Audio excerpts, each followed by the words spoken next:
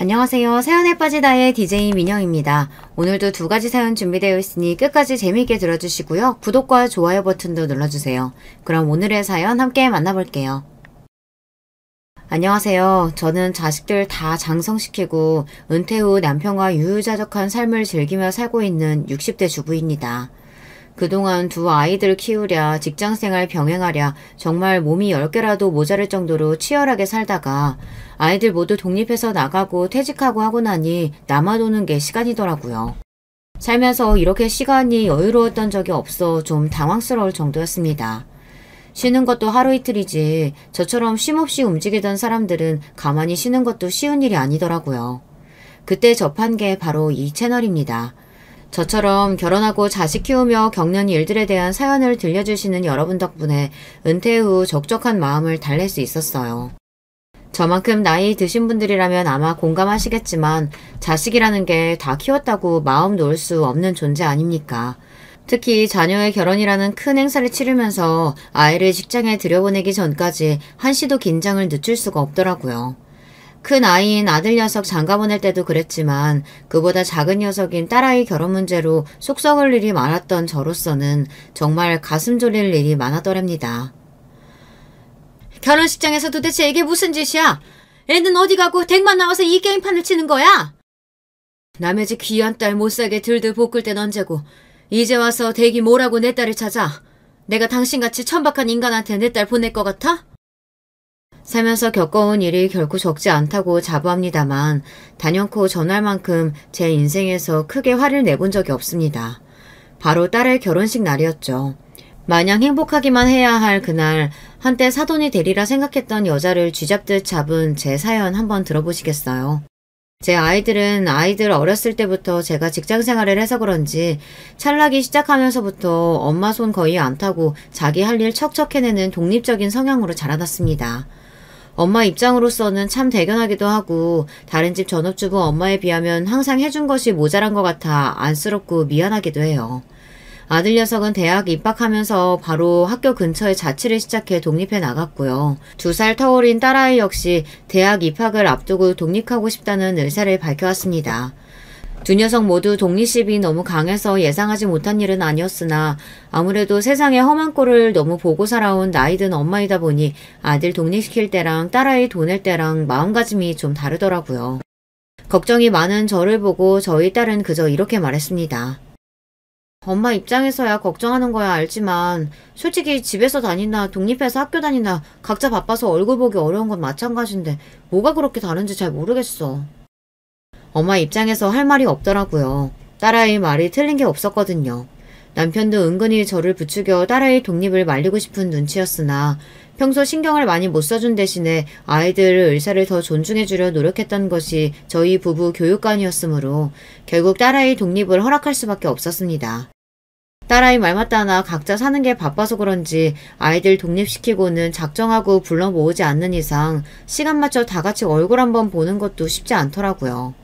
아직 퇴직 전이어서 여전히 바쁘긴 하지만 두 아이 다 떠난 집에 퇴근할 때마다 괜히 마음이 휑한 기분이었습니다. 어쩐지 내 작은 아이들이 이제는 너무 멀어진 것 같은 기분이 들었죠.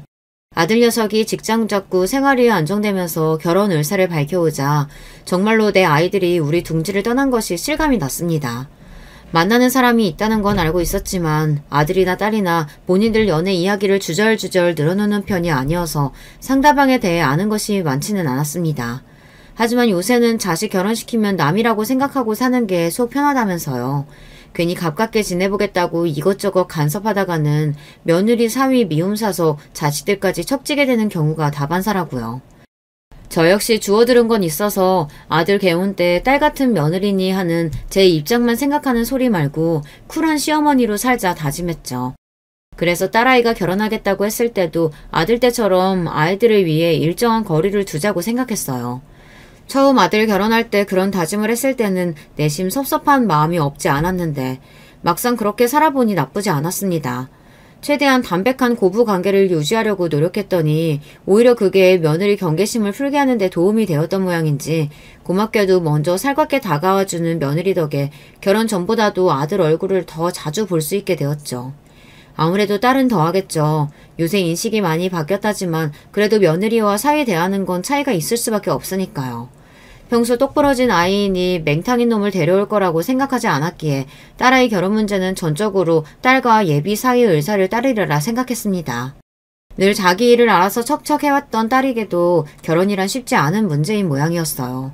좀처럼 먼저 도움을 요청하는 일이 없는 아이인데 결혼 준비하면서 저한테 먼저 이것저것 물어오는 일이 많더라고요. 딸아이는 바쁜 엄마 귀찮은 일 늘리는 것 같다며 미안했지만 정작 저는 신이 났습니다. 손갈 일이 적었던 아이한테 비로소 엄마로서 도움이 되는 것 같아 기뻤죠. 그런 저를 보고 딸아이도 생각이 많아진 것 같았습니다. 내 딴에는 엄마 늘 바쁘시니까 내가 다 알아서 하는 게 엄마 돕는 건 줄 알았는데 지금 와서 생각해보면 내가 엄마한테 너무 무심했다 싶어. 다른 집 딸들은 엄마한테 그렇게 살갑게 군다고 하던데 나야 애교도 없고 엄마한테 먼저 살갑게 군 적도 없는 것 같고 시집간다고 생각하니까 엄마랑 해본 게 너무 없어서 미안하더라고. 미안해도 엄마가 미안해야지. 엄마가 바쁘다는 핑계로 민영이한테 신경을 너무 못 써줘서 엄마가 항상 미안해. 그러니까 엄마 귀찮게 군다고 생각하지 말고 필요한 거 있으면 엄마한테 다 해달라고 해. 우리 딸은 충분히 그럴 자격 있어. 멋쩍게 웃는 딸아이를 보며 그동안 의도치 않게 딸과 서먹했던 감정이 사르르 풀리는 듯 했습니다. 결혼을 앞두고 딸도 얼마나 생각이 많았겠어요. 심란할 일도 많고 신경 쓸 일도 많고 그럴 때마다 저를 의지해주는 것 같아서 뿌듯했습니다. 양가 상견례를 통해 딸아이 시부모님이 되실 분들을 처음 만나는 날은 저도 답지 않게 긴장이 많이 되더라고요. 이미 아들을 결혼시킨 바 있지만 제가 시부모가 되는 입장이랑 딸아이 시부모가 될 분들을 만나는 입장은 다르더라고요. 이러니 저러니 해도 아직까지는 처가보다는 시댁 입김이 센 편이잖아요. 우리 딸 한 번 더 예쁘게 봐주십사 하는 마음에 예비 사돈에게 잘 보이고 싶은 마음도 더 컸고요. 아이 시아버지가 되실 분은 성격이 점잖으신 것 같았습니다. 저희 말에 호의적으로 호응하긴 했지만 원래 말수 자체가 많은 분은 아니신 것 같았어요. 말수가 많은 쪽은 아이 시어머니 될 분이셨죠. 우리 형우는 외동이라 이번 결혼이 저희 집은 처음이자 마지막 결혼식이 되겠죠. 그러다 보니 제가 자식 결혼에 대해서 이것저것 기대치가 많은 편이에요. 이왕이면 남 부끄럽지 않게 결혼식 치려서 잘 보내고 싶기도 하고요. 뭐 그 마음이야 이해합니다만 그래도 상견례에서 시어머니 될 사람이 결혼에 대한 기대치가 많다고 대놓고 말하는 건 상대 부모 입장에선 참 부담스러운 일입니다. 뭘 어떻게 기대한다는 건진 모르겠으나 저희 쪽에 어지간히 요구하는 바가 많겠다 싶어 심장이 덜컥 내려앉는 기분이더라고요. 아이를 먼저 들여보내고 남편과 돌아오는 차 안에서 불길한 마음이 가시질 않았습니다. 상견례 내내 조잘조잘 떠드는 예비 안사돈 때문에 정신이 하나도 없었어요. 덕분에 처음 뵙는 사돈 내외라고 어색할 겨를은 없었습니다만 아무래도 딸 시집 보낼 때 가장 신경 쓰이는 자리가 시어머니 자리이다 보니 여러 가지 생각이 안 들 수가 없었습니다. 잠깐 본 것만으로 평가하는 게 경솔할 수는 있으나 상견례 자리에서까지 나서는 걸 좋아하던 예비 안사돈을 보니 그 기세에 저희 딸이 눌리지는 않을까 걱정도 됐고요. 한마디로 예비 안사돈의 첫인상은 어떤 모임에서든 자기가 가장 주목받는 사람이 되어야 하는 사람처럼 보였습니다. 그날의 주인공인 딸과 예비 사이에 대한 말보다 처음 보던 예비 안사돈의 신변잡기에 대해 귀가 따갑도록 듣고 나오다 보니 자연스레 그런 생각이 들더라고요. 여보, 안사돈 되실 분 말이야. 하나뿐인 아들 개운이라고 어지간히 기대하시는 게 많은 것 같던데 괜찮을까? 우리 다 아들 장가 보내봤지만 보통 신랑 쪽에서 결혼식 가지고 그런 경우는 드물잖아. 시어머니 자리는 되도록 무난한 사람이 좋은데 너무 별난 거 아닌가 싶기도 하고. 사람 한 번 보고 알 수가 있나. 차차 두고 보면 알게 되겠지. 평소 언사에 신중한 남편 입에서 저 정도 발언이면 남편 역시 저와 생각이 크게 다르지 않다는 거였습니다. 어찌되었든 첫인상이 그리 좋지 않다는 건 인정한 거나 다름없으니까요. 부디 짤자식 시집 보내는 부모의 괜한 기우이길 바랬죠. 상견례 치르고 얼마 지나지 않은 주말 오랜만에 딸아이가 본가에 들렸습니다. 결혼 준비하느라 생각할 것들이 많아 그런지 며칠 새 수척해진 모습에 마음이 안 좋았어요.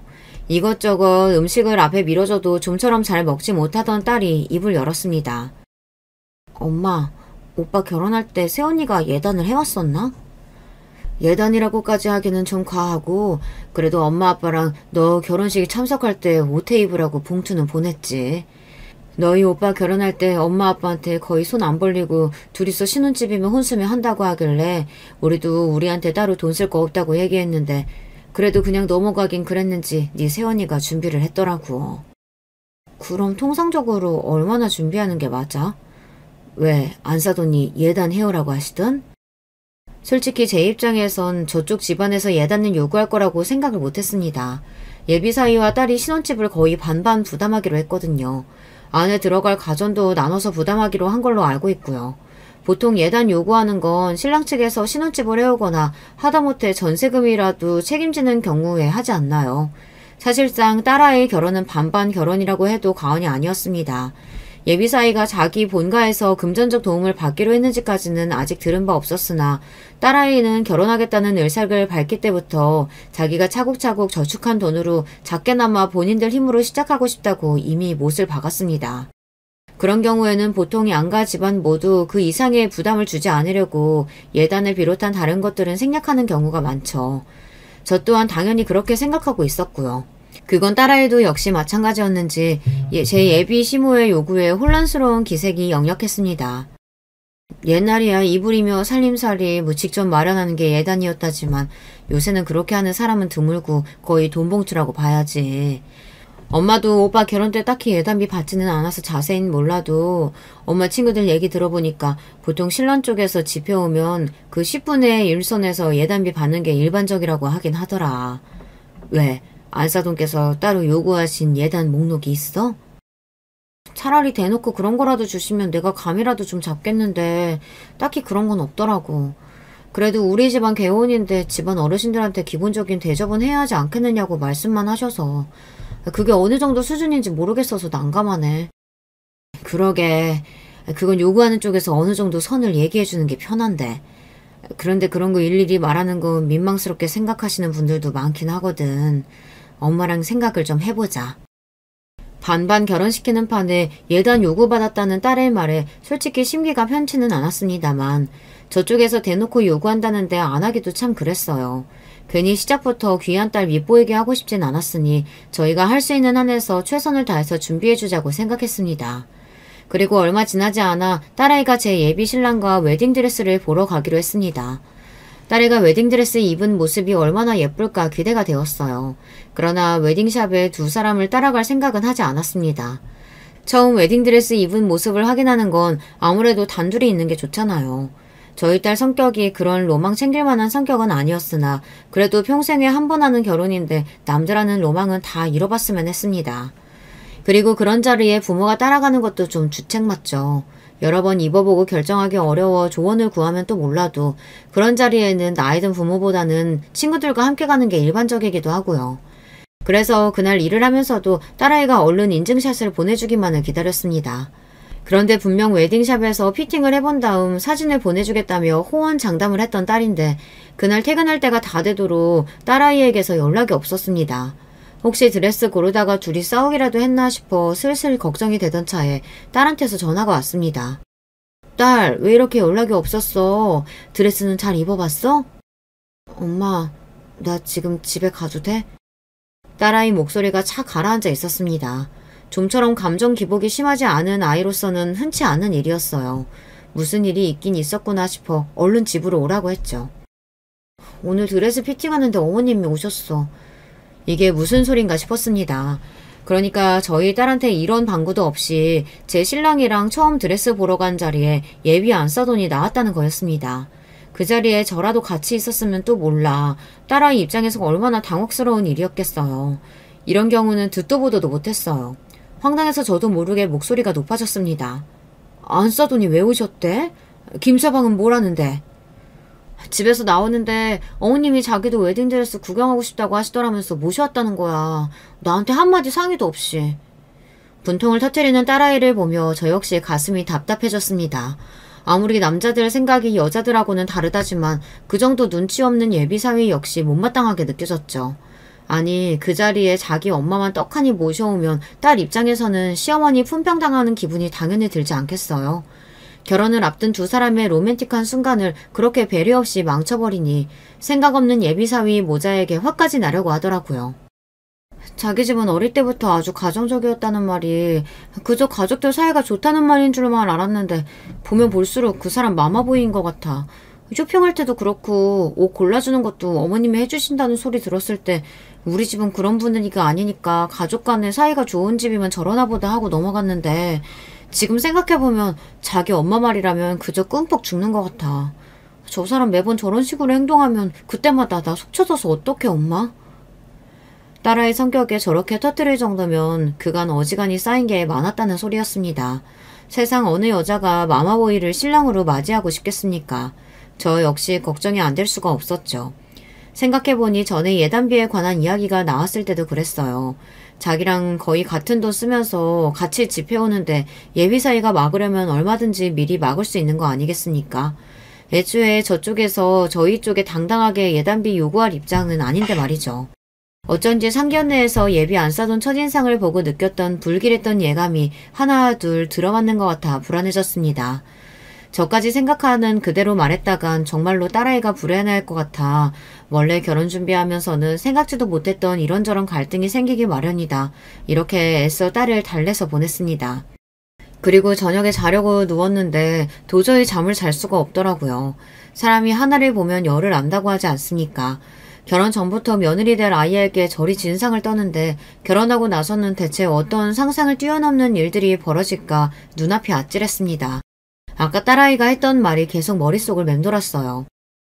나 입고 나온 드레스 보고 계속 만지작거리시더니 자기도 이런 거 입어봤으면 소원이 없겠다면서 자꾸 그러시는데 솔직히 나보고 뭘 어쩌라는 건지 싶더라니까. 설마 진짜 자기도 웨딩드레스 입혀달라는 소리는 아니겠지? 설마 그 정도는 아니었을 거야. 그치? 도대체 철삭서니가 없어도 얼마나 없으면 예비 며느리 앞에서 그런 주책을 다 떤답니까? 듣는 저도 낯이 화끈해지는데 저런 짓을 아무렇지도 않게 하는 예비 시모를 딸아이가 과연 감당할 수 있을까 싶어 한숨만 깊어졌습니다. 잠은 안 자고 연거푸 한숨만 쉬는 저를 보더니 결국 남편이 불을 켜고 일어나 앉았습니다. 답답한 마음에 그날 있었던 일을 말하니 당연히 남편 표정도 좋지 못했죠. 사실 예비 안사동 같은 성격이 제 남편이 딱 질색하는 성격이거든요. 나서는 거 좋아하고 나이값 못하고 어른이 어른답지 못한 걸 거의 혐오한다고 해도 과언이 아닌 사람이니 당연히 예비 안사돈이 마음에 찰 리가 없었습니다. 아마 딸아이 시부모 될 사람이 아니었다면 지인으로도 결코 둘 일이 없는 타입이었죠. 애들 일에 너무 간섭하는 것 같아 말을 아끼려고 했는데 이쯤 되면 김서방 불러서 언지를 좀 해야 할 것 같다. 어른이라고 참고 넘어가는 것도 정도가 있지. 자기만 귀한 아들 장가 보내는 거야? 왜 우리 딸이 결혼 준비하면서 이렇게 안 해도 될 마음고생까지 해야 돼? 제 말이 그 말이었어요. 괜히 우리 딸 책 잡힐까 싶어 어지간한 건 사돈댁에 맞춰주자 했는데 계속 저런 식으로 나오면 저희라고 마냥 삼아줄 이유는 없죠. 무슨 대단한 집안에 시집 보내는 것도 아닌데 시댁이랍시고 처음부터 너무 저자세로 나갔던 게 문제였나 싶기도 했습니다. 그렇게 가족 식사 자리 초대를 빙자한 예비 사위 성토대회가 열렸습니다. 저는 남편이나 그동안 참은 말들이 많았기에 그날은 할 말은 해야겠다 싶었어요. 웨딩드레스 피팅하는 자리에 안사돈께서 오셨다지? 사실 그게 흔한 일은 아니라 우리 민영이도 참 놀랐을 거야. 그래도 그날 저희 엄마가 민영이 너무 예쁘다고 칭찬도 많이 해주셨어요. 그치 민영아? 제 딴에는 그래도 대놓고 말하기 좀 그래서 돌려서 말한 거였는데 눈치가 없는 건지 눈치 볼 생각이 없는 건지 엉뚱한 소리를 하는 예비사위를 보니 가슴이 답답했습니다. 정작 예비사위는 해맑게 웃고 있는데 그걸 보는 딸아이만 민망한지 얼굴이 빨개졌어요. 돌려 말해서 될 게 아니겠다 싶어 그냥 돌직구로 말했습니다. 사실 신부 입장에서는 결혼 앞두고 신경 써야 할 일이 참 많아. 자네가 어떻게 생각하는지 모르겠지만 안사돈께서 하시는 행동이 일반적이진 않으셔서 우리가 당황할 때가 참 많네. 대놓고 말하자 그제야 분위기를 읽은 모양인지 예비사위가 겸연쩍어 하더군요. 거의 입에 떠 먹여줘야 알아먹는 걸 보니 앞으로 결혼해서 우리 딸 속이 말이 아니겠다 싶어 머리가 지끈거렸습니다. 얘기가 나온 김에 꼭 해야 할 말도 있었어요. 그리고 예단비 말인데 솔직히 우리 입장에서는 생각을 못해서 어떻게 준비해야 할지 난감하네. 안사돈께서 요구하신 거라고 하니 어느 정도 수준으로 원하시는지라도 언지를 좀 주시면 좋을 것 같은데. 말 그대로 현금 봉투를 원하시는 건지 현물을 원하시는 건지도 알아야 준비를 하지. 이제 식 3달도 안 남았는데. 제 말에 딸아이의 표정이 급격히 어두워졌습니다. 이젠 또 무슨 일인지 겁이 나서 물을 엄두도 나질 않았어요. 딸아이가 떨떠름한 표정으로 말했습니다. 엄마, 며칠 전에 어머님 명품백 해드렸어. 이건 처음 듣는 소리였어요. 딸아이가 웨딩샵 일로 한껏 쏟아내고 간지 며칠 되지도 않았는데 그새 또 사건이 터진 모양이었습니다. 아니, 언제? 며칠 전에 혼수 가전 보러 갔는데 어머님도 나오셨더라고. 말하는 걸 보니 이번에도 미리 얘기 안 하고 예비사이가 제 엄마를 달고 나온 모양이었습니다. 이쯤 되니 예비사이도 일부러 저러는 건가 싶을 지경이었어요. 그러니까 아들 며느리 혼수 준비한다는데 백화점까지 쫄래쫄래 쫓아와서는 그 자리에서 명품백까지 받아 챙겼다는 거잖아요. 뭐 그렇게 대단하게 내세울 거 있는 아들이라고 아들 팔아 한미천 잡기라도 할 심산이랍니까? 저도 모르게 소리쳤습니다. 그런데도 또 예단비를 요구하신다고? 제가 대놓고 말하니 예비사이가 민망해하더라고요. 제 어미가 내 딸한테 명품백 받아 챙길 때도 저렇게 민망해했을까 싶어 기가 막혔습니다. 예비사이가 저희 내외의 눈치를 보며 주절주절 변명을 늘어놓았어요. 저희 엄마가 저희 집은 자식이라곤 저 하나뿐이니까 한 번 하는 거 제대로 갖춰서 해야 한다고, 안 그러면 집안 어른들한테 두고두고 욕먹는다고 하셔서요. 금액이 부담되시는 거면 저도 몰래 보탤게요. 너무 노여워 마시고 너그러이 이해해 주세요. 말끝마다 저희 엄마 아주 마마보이가 따로 없었습니다. 본인이 결혼 당사자 아닙니까? 자기는 자아가 없답니까? 이건 효자가 아니라 자기 어머니한테서 정서적으로 독립을 못한 것 같았습니다. 그리고 저희가 돈 한 푼 아쉬워 이런답니까? 애초에 서로 꿀릴 것 없이 동등한 입장에서 비슷한 금액 부담하며 하는 결혼에 요구하는 게 과하다는 게 문제인 거 아니에요. 제 어머니 잘못이 뭔지조차 제대로 이해하지 못하면서 저희 부부 자존심까지 긁는 발언을 했다는 건 생각하지도 못하는 것 같았습니다. 저 못 믿어온 인사에게 정말 저희 딸을 보내도 되는 건지 심히 걱정이 되었습니다. 연애할 때는 저 정도는 아니었는데 결혼 준비하니까 사사건건 자기 엄마가 어쨌다 저쨌다. 나도 당황했어. 예비사이를 먼저 보내고 급격히 어두워진 저희 부부 낯빛을 보고 딸아이가 눈치를 보며 기어들어가는 목소리로 말했습니다. 자기도 민망했겠죠. 저희 보기도 창피했을 거고요. 하고 싶은 말이야 굽이굽이 펼치면 해남 땅끝마을까지도 가겠으나 가장 속상할 게 딸아이였으니 쉽게 입을 떼기도 어렵더군요. 부디 자기 어머니 말 듣는 만큼 결혼해서 자기 아내 말도 잘 듣기를 바랬죠. 그러는 와중에 시간은 속절없이 흘러갔습니다. 벌써 결혼식이 한 달 앞으로 성큼 다가왔습니다. 그런데 이상한 점이 있었어요. 너희 시어머니 아직도 예단비 받는 날 미루시겠다니? 좀 천천히 하시자 하네. 아니 이제 결혼도 한 달도 안 남았는데 왜? 애초에 예단비 요구는 그쪽이 먼저 해놓고서는. 예비 안 사돈이 예단비 받는 날을 차일피일 미루고 있었습니다. 보통 예단비 보내는 기간은 통상적으로 2달에서 늦어도 한 달 전까지는 보낸다고 들었거든요. 예단비라는 게 시댁 어른들 결혼식 때 입을 옷이며 한복 같은 걸 준비해야 하니 통상적으로 그 정도 시간 여유는 두는 게 맞다고 알고 있어요. 그런데도 예비 안 사돈 쪽에서 날짜 조정을 좀 하자며 예단비 드리는 날을 미루고 있다는 거예요. 애초에 예단비 준비하는 일로도 속 썩이더니 이제 그거 전달하는 일까지도 속을 썩이나 싶어 가뜩이나 마음이 차지 않았던 예비 안 사돈이 더욱 못마땅하게 느껴졌습니다. 혹시 그동안 따로 언질하신 건 없으셨어? 아무 이유 없이 저러는 건 아닐 거 아냐. 뭐 그 속을 내가 어찌 알겠어. 거의 돛 닦는 보살처럼 말하는 딸아이였습니다. 결혼 준비라는 게 누구에게나 녹록하지는 않은 일입니다만 유난히 결혼 준비를 힘들어하는 딸아이를 보니 저 모르는 데서 다른 마음고생을 하고 있는 건 아닌가 의심스러웠어요. 예비사위나 예비 안 사돈 하는 꼴을 보면 충분히 가능성 있는 이야기였습니다. 하지만 한두 번도 아니고 저희 앞에서 면이 서지 않을 만한 일을 몇 번 겪다 보니 그나마 열렸던 딸아이 마음도 많이 다친 것 같았습니다. 민영아, 무슨 일 있으면 다른 생각할 거 없이 그냥 엄마한테 말하면 돼. 엄마한테 못할 말이 어딨어. 무슨 말을 해도 괜찮으니까 혼자 끙끙 앓지 말고 꼭 엄마한테 말해. 알았지? 대답은 않고 고개만 주걱거리는 딸아이를 보는 저 역시 근심이 가득했으나 그럼에도 결혼을 강행하는 딸아이를 믿어주는 것 외에 별다르게 할 수 있는 일이 없었습니다. 그렇게 결혼식을 겨우 보름 남겨두고서야 예비 사돈댁에 예단비를 보냈습니다. 기성복이면 모를까 하는 얘기를 들어보니 맞춤 옷을 주문할 모양이던데 시간이 빠듯했습니다. 아무리 예단비 보내는 게 양가 협의어야 하는 일이라 시댁에서 원하는 예단 받는 시기를 맞춰준다곤 하지만 별의별 걸로 다 줄다리기를 한다 싶어 피곤했어요. 뭐 그 속내를 아주 모를 것 같진 않았습니다. 기한 최대한 줄 테니 그동안 싹싹 긁어 모아서 예단비 최대한 많이 해와라. 뭐 그런 거 아니겠습니까? 하지만 오는 게 있어야 가는 것도 있는 거 아니겠어요. 저희 딸도 신혼집에 보태느라 여유 자금이 거의 남아있지 않았기 때문에 예단비는 우리가 준비해주마 했습니다. 정작 저희가 사돈 쪽에서 따로 받은 건 없었지만요. 저희가 준비한 예단비는 1,000만 원이었습니다. 그 정도면 사위 내외 결혼식 양복과 한복 새로 맞추고도 가까운 친척들 옷 한 벌씩 해드리는데 부족하지 않으리라 생각했어요. 그런데 예단비를 보내놓고도 잘 받았다는 안부 인사 전화 한 통이 안 오더라고요.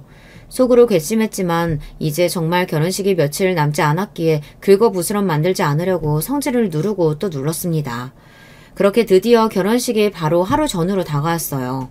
우리 딸이 내일이면 정말로 결혼을 하는구나 하는 생각에 종일 마음이 싱숭생숭하더라고요. 딸아이와 함께 마지막으로 같이 피부관리와 마사지를 받기로 약속이 되어 기다리고 있는데 아이가 좀 늦더라고요. 어디까지 왔나 전화를 걸었더니 받지 않길래 운전 중이가 있습니다. 그러고 한 10분쯤 지났을까 딸아이한테서 전화가 왔습니다. 그래, 어디쯤 왔어? 엄마... 딸아이 목소리에 울음기가 잔뜩 서려 있었어요. 또 무슨 일인가 싶어 심장이 덜컥 내려앉았습니다. 민영아, 왜 그래? 무슨 일이야? 대답은 않고 엉엉 울기만 하는 딸아이 때문에 속이 시커멓게 타들어갔습니다. 아주 어릴 때가 아니고는 머리 좀 크고 나서는 좀처럼 우는 일이 없는 아이였어요. 무슨 사달이 나도 단단히 났구나 싶었습니다. 어머님이 예단비 적다면서 날 때렸어. 순식간에 피가 거꾸로 솟는 것 같았습니다. 그 미친 여편네가 기어이 내 딸을 건드렸다고 생각하니 당장에 요절을 내버리고 싶었습니다. 하지만 아이가 어지간히 놀란 모양인지 호흡까지 불안정하게 들렸습니다. 너 지금 어디야? 엄마가 갈게, 응? 그렇게 마사지샵 예약을 취소하고 딸이 있는 곳으로 달려갔어요. 딸아이 얼굴을 확인하고는 놀라 자빠질 뻔했습니다. 내일이면 세상에서 가장 어여쁜 신부가 되어 있어야 할 소중한 제 딸아이 얼굴은 맞은 쪽만 쳐다보면 누구인지 알아보기도 힘들 정도로 한쪽 뺨이 시뻘겋게 퉁퉁 부어 있었어요. 벌렁대는 심장을 겨우 진정시키고 달려가 딸아이를 꼭 안아주었습니다. 엄마... 어린아이처럼 엉엉 우는 딸아이를 품에 보듬고 감히 내 딸을 건드린 그 미친 여자를 절대 가만두지 않으리라 이를 부득부득 갈았습니다. 결혼 준비하는 내내 내 딸 마음고생을 그리 시키더니 감히 손찌검까지 해요. 이 옆에 내가 살기를 포기한 모양이다 생각했어요. 감히 누구에게 손을 댑니까? 뭐 예단비가 적어? 제 아들놈 뭐 내세울 거 있다고 신혼집 하나 제대로 못해와서 내 딸 쌈짓돈까지 다 끌어다 쓴 주제에 어딜 천박하게 돈 타령하면서 남의 집 귀한 딸을 이렇게 함부로 대합니까? 한참을 끌어안고 토닥거려도 좀처럼 딸아이 눈물이 멈추질 않았어요. 그동안 얼마나 쌓인 게 많았으면 그렇게 눈물 없는 아이가 온몸에 물이 다 빠져나올 것처럼 우는 건지. 내 아이가 가여워 저도 눈물이 났습니다. 그렇게 한참 시간이 더 흐르고 결국 아이가 진정했어요. 그러고는 그날 사건의 전말에 대해 말해주기 시작했습니다. 사실 나 웨딩드레스 보러 간 날부터 내 드레스 탐내시더니 나 만날 때마다 본인 한복 골라달라고 하시면서 사진을 찍어 보내주시는데 난 세상에 그렇게 생긴 한복이 있는 줄도 몰랐어. 딸이 얘기한 한복은 말이 한복이지 한복인지 드레스인지 짬뽕이 되어서 국적도 알 수 없는 소위 선녀 한복이라 불리는 의상이었습니다. 순간 예전에 이른 나이에 자식 시집 보낸 친구가 열을 올리며 했던 이야기가 떠올랐죠. 내가 진짜 세상 남사스러워서 시험이라는 옆에 내가 옷도 어디서 그렇게 요란하고 천박한 걸 구해야 하는지 글쎄 그 여자가 신부인 우리 딸보다 더 튀더라니까. 아들 가진 유세 떤다고 며느리 질투하는 시애미들도 있단 소리 들었어도 그게 내 딸 시험일 거라고는 상상이나 했겠니 내가? 친한 친구 딸 결혼식이었으니 저도 참석을 했었거든요. 친구 말 맞다나 계량양복 드레스처럼 생긴 요상한 옷을 입고 하객을 맞이하는 신랑 측 어머니를 처음 보고 저도 속으로 뜨악했던 기억이 납니다. 그러니까 우리의 예비 시모가 예단비로 구입하려고 했다는 한복이 바로 그런 한복이었다는 겁니다. 아니 누구 망신을 시키려고 작정을 했나. 결혼식의 꽃은 누가 뭐래도 신부 아닙니까? 인생에 단 하루 있는 결혼식의 주인공인 신부보다 본인이 더 주목받고 싶어서 근본 없는 옷을 사겠다고 예단비니 뭐니 하면서 사람을 이 지경으로 만들었다는 겁니까? 세상에 뭐 그런 인간이 다 있나요? 푼스떼기도 그런 푼스떼기가 없다. 한참 어린 예비 며느리 앞에 두고 경쟁이라도 하겠다는 거야? 그깟 거 뭐 얼마나 한다고 1000만 원씩이나 보낸 예단비가 적다고 내 딸이 감히 이 꼴로 만들어? 분개해서 흥분을 감추지 못하는 저를 보며 딸아이가 대답했습니다. 그거 비싸. 그러더니 제 휴대폰을 켜서 사진첩을 저한테 보여주더라고요. 세상에나 딸아이 사진첩에는 온갖 형형색색의 요란한 한복 드레스를 입고 입이 귀에 걸린 예비 안 사돈 사진이 그득했습니다. 그러니까 이 철딱선이 없는 여편네가 유명하다는 한복 드레스샵이란 샵에는 다 들어가며 자기가 입고 싶은 옷을 일일이 찍어 딸에게 보낸 겁니다. 나는 이 정도 수준의 옷은 입어야겠으니 그에 맞춰서 예단비 준비하라는 압박이나 마찬가지였죠. 애초에 예단비 요구했을 때부터 진상이라는 생각을 속으로 하기는 했으나 이건 정말이지 제 상식으로는 상상을 초월한 짓거리였어요. 제가 그 사진들을 보고 입을 떡 벌리고 말을 잇지 못하자 딸아이가 말을 이었습니다. 거기 가게들 다 맞춤 제작만 하는 고급샷들이야. 거기 입고 찍은 한복이 한 벌에 1000만 원이 훌쩍 넘는데요. 그래서 결국 당신이 입고 싶다는 고급 맞춤 드레스는 못 산 거지.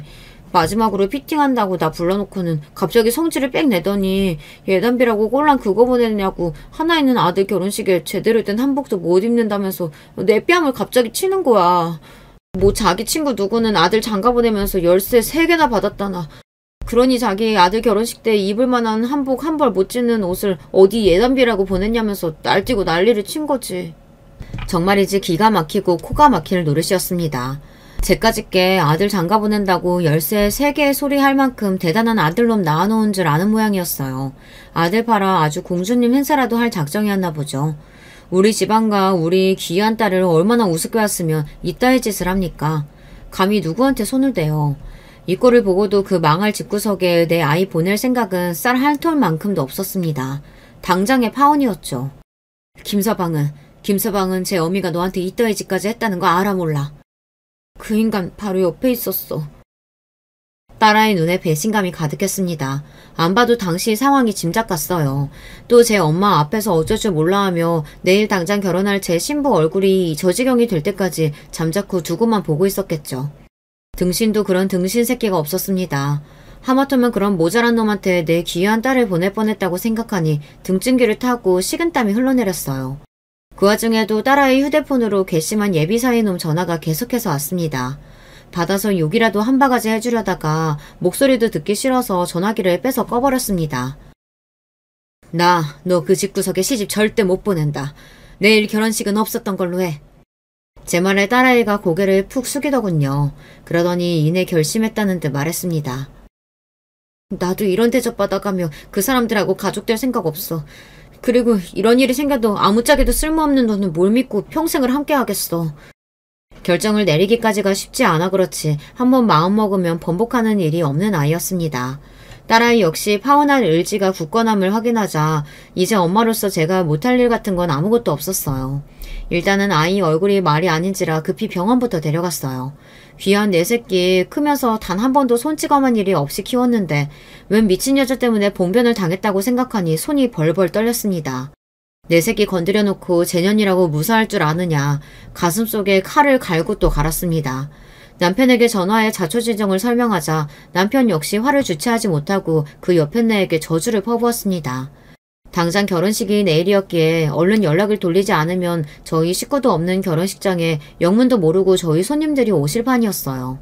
이야기를 들은 남편 역시 주저없이 파혼에 동의했기에 빠르게 저희 지인들에게 연락을 돌려 내일 결혼이 취소되었음을 알렸습니다. 물론 모든 일은 그 망할 집구석과는 단 한마디의 상의도 없이 이루어졌죠. 그렇게 대망의 그날이 다가왔습니다.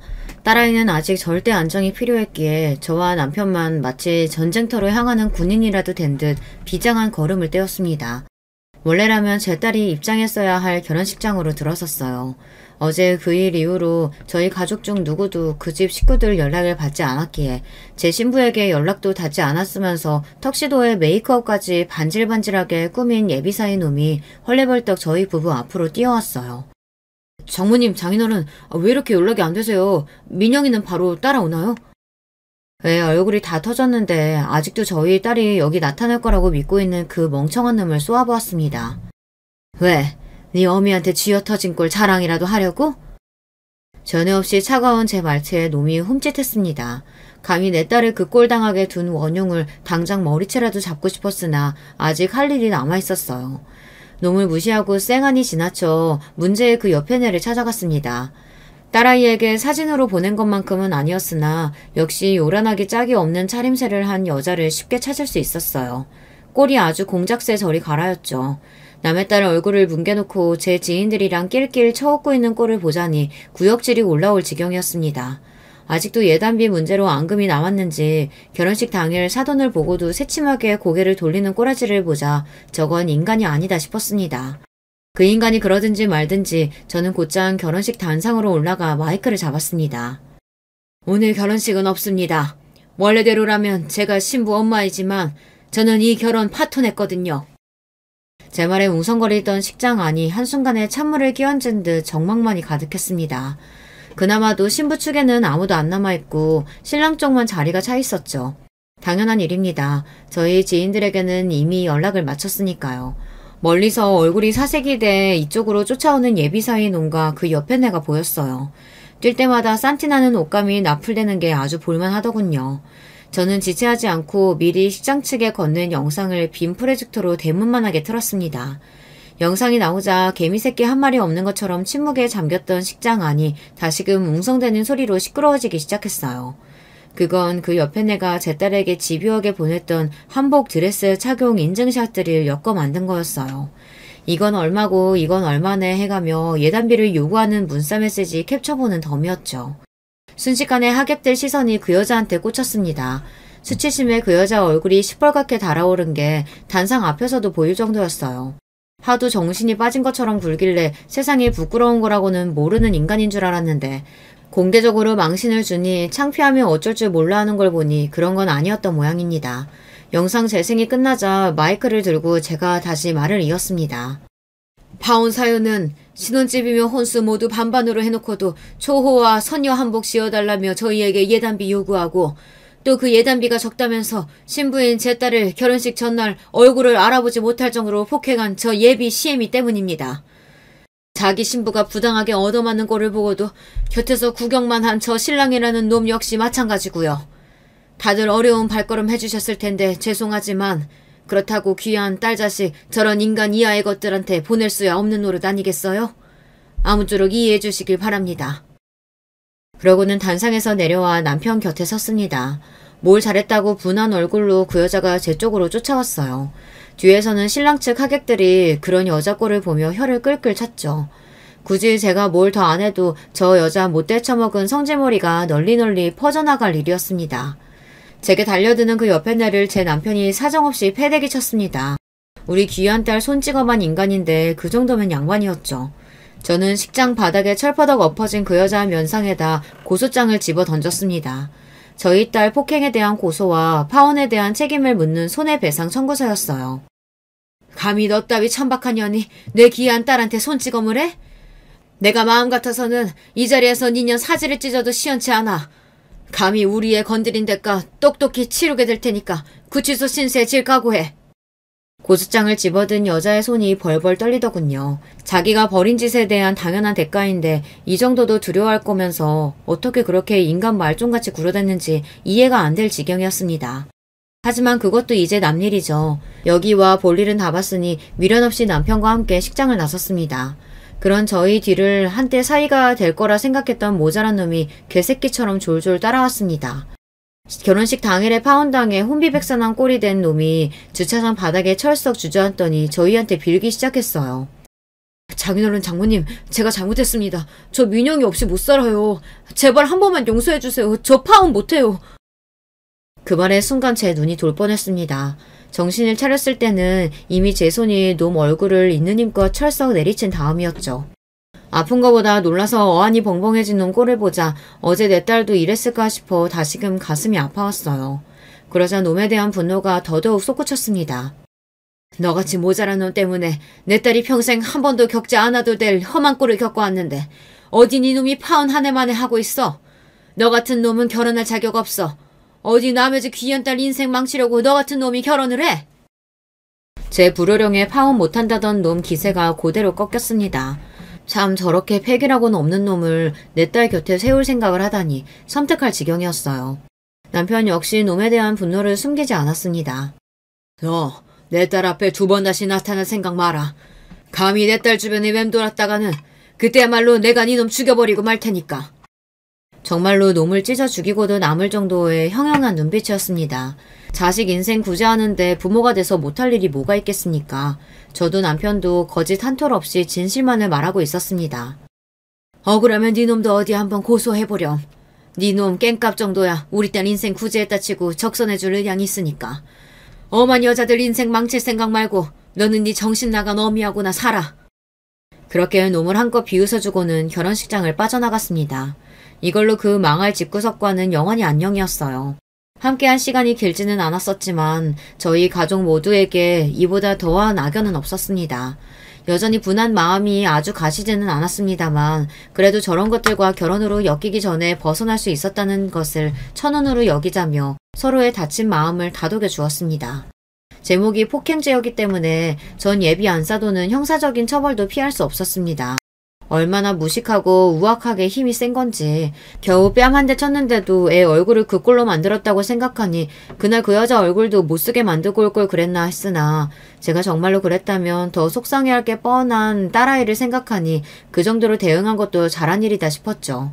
뒤늦게 그 여자가 선처를 호소하며 고소를 취하해달라는 등 염치도 없이 저희 집 앞으로 쫓아오길 여러 차례였습니다. 그럴 때마다 사람을 써서 길바닥에 패대기쳐 쫓아내며 줄 수 있는 망신이란 망신은 다 주었죠. 그것도 몇 번 하고 나니 별 재미는 없더라고요. 자기가 지은 죄가 있는데 고소 취하라니 어림도 없는 소리였죠. 그래도 초범이라고 처벌이 징역까지 가지는 않았으나 집행유예로 호적에 빨간 줄은 남겼습니다. 아이 치료비며 정신적 손해배상이며 결혼하느라 썼던 자금들까지 싹 다 뽑고도 남을 정도로 넉넉하게 보상을 받을 수 있었습니다. 물론 문제의 예단비도 전액 돌려받았죠. 우리 딸 속을 그렇게 썩게 만든 돈이니 모조리 우리 딸 새 출발을 위한 자금으로 쏟아부을 예정입니다. 결과적으로 저한테 뺨 맞았다고 전 예비 사위놈이 저를 고소하는 일은 없었습니다.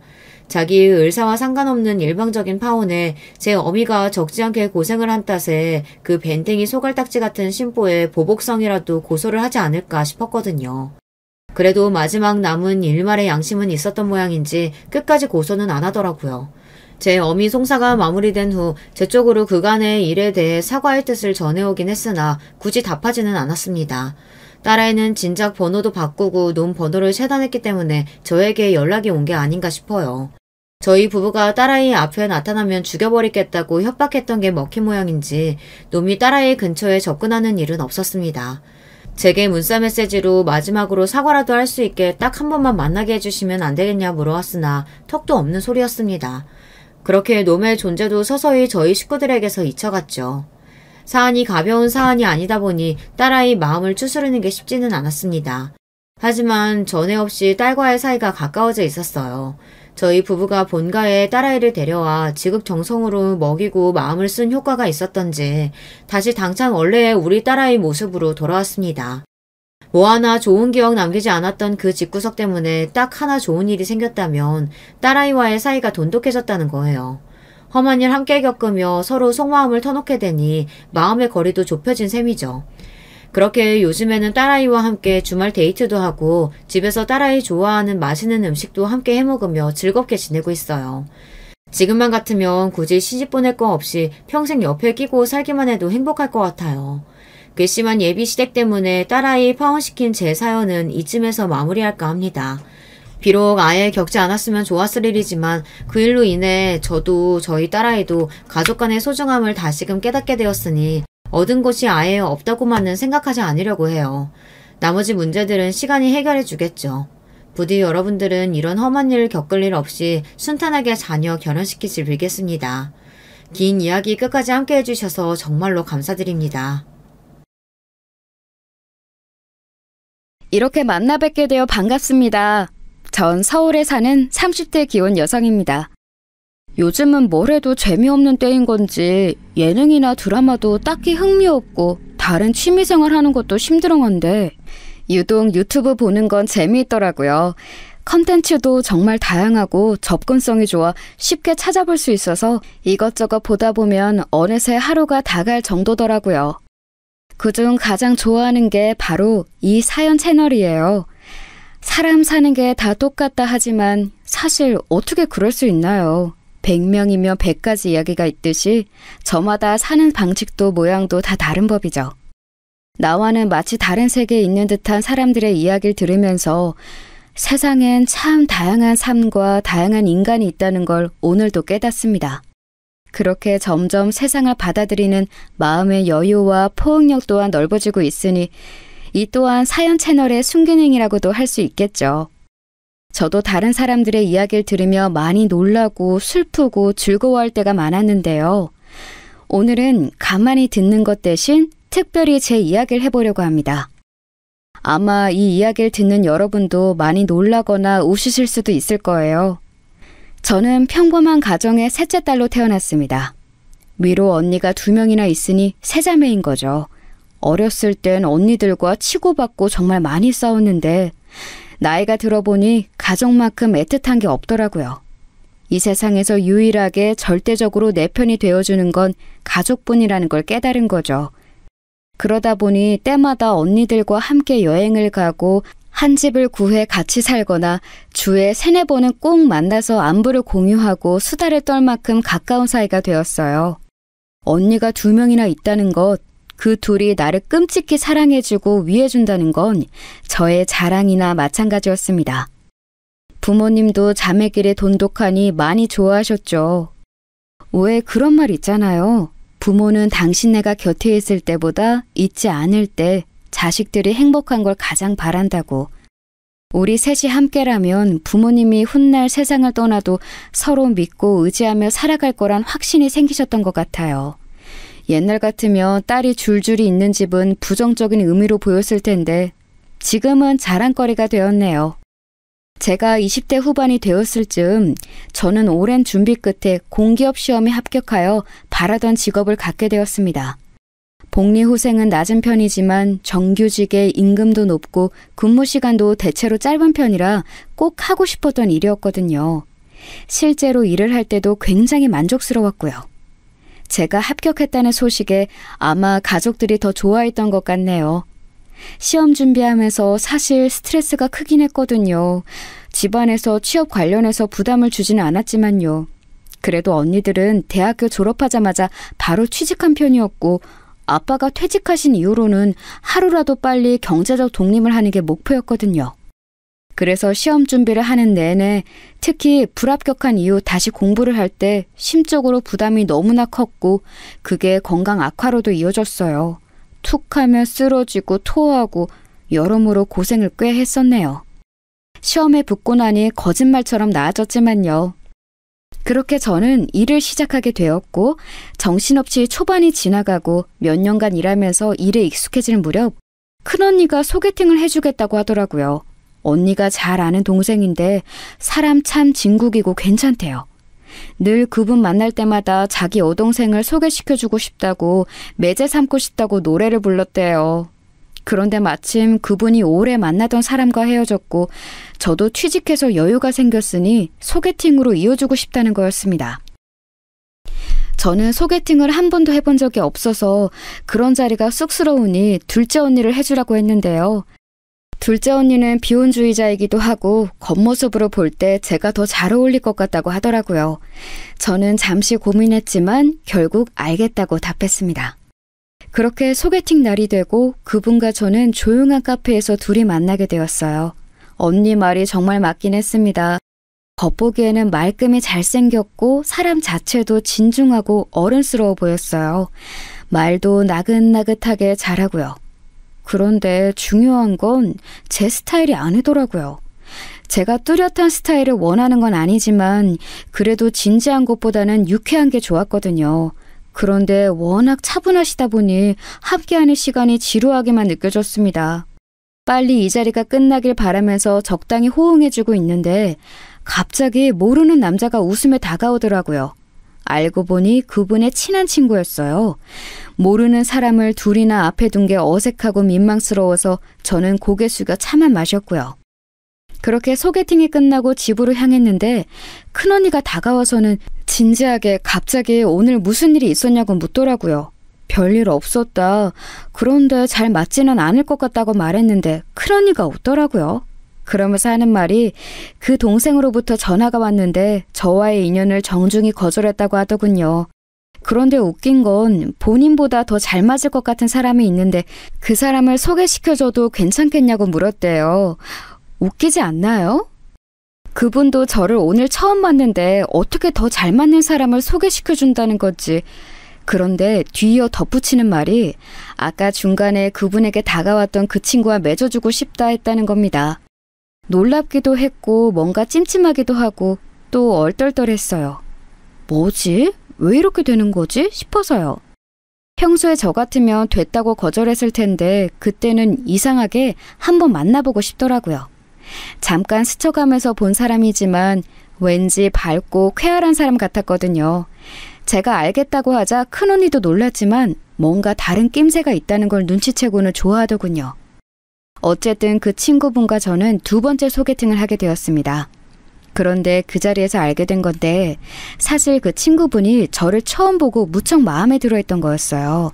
하필 소개팅 자리라고 해서 아쉽다라고 생각하면서 자신의 친구를 떠봤는데 마침 잘 안 맞는 것 같다, 잘 안 될 것 같다고 답했다는 겁니다. 그 말에 희망이 생겨서 곧바로 그럼 자기가 만나봐도 괜찮겠냐고 물었대요. 그렇게 물어본 친구분도 그걸 또 좋다고 언니한테 연락한 그 소개팅 남자분도 참 대단한 사람 같았습니다. 그렇게 요상하게 시작된 인연은 운명이었던 건지 이내 연인의 사이로 이어지게 되었습니다. 연애할 당시엔 별다른 문제가 없었어요. 4년 동안 봐왔던 남자친구는 처음 느꼈던 그대로 유쾌했고 쾌활했고 재밌는 사람이었거든요. 함께 있으면 즐겁고 시간 가는 줄 모르게 만드는 그런 사람이요.